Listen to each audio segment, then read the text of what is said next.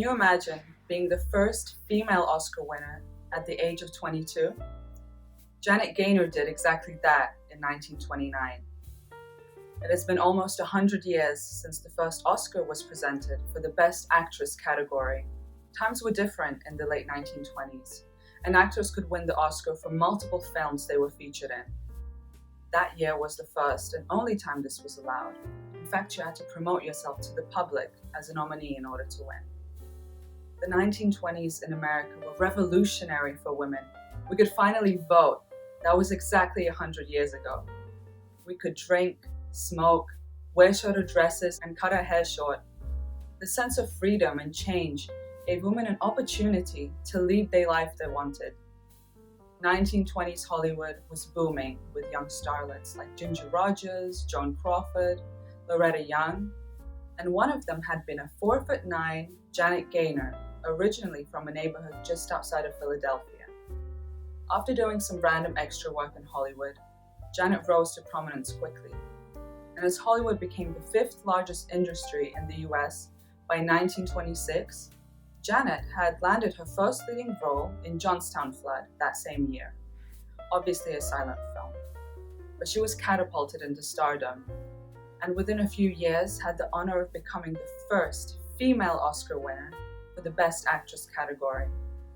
Her powerful and subtle acting was not unnoticed in the three films she was nominated for: Seventh Heaven, Sunrise, A Song of Two Humans, and Street Angel.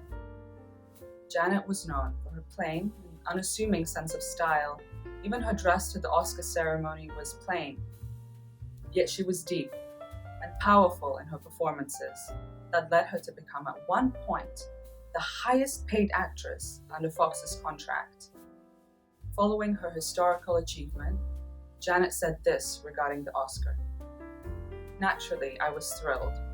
But being the first year, the Academy Awards had no background or tradition, and it naturally didn't mean what it does now.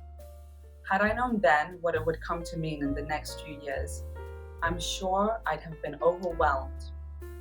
At the time, I think I was more thrilled over meeting Douglas Fairbanks." When silent films became a thing of the past and talkies became revolutionary in film production, Janet found even more fame. Her fans could finally hear her voice.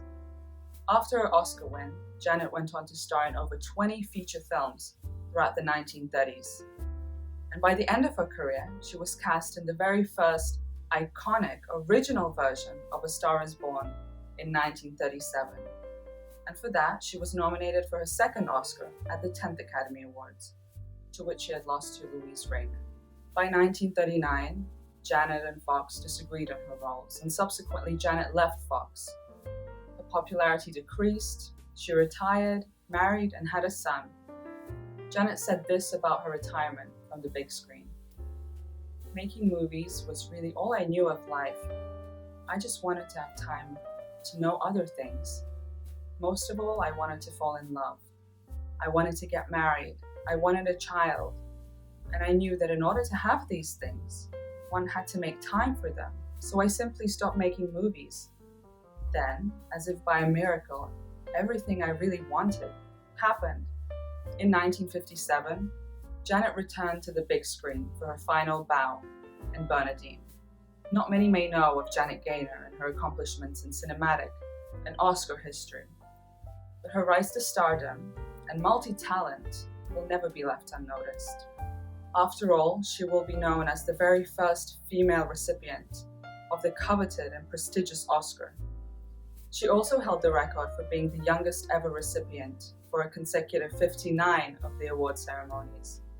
As Stephen Tappert says in his book Best Actress: The History of Oscar-Winning Women, behind their success, there is often a history of hard work, strong risks, tough fights, and deep sacrifice. Still want to go in the movies?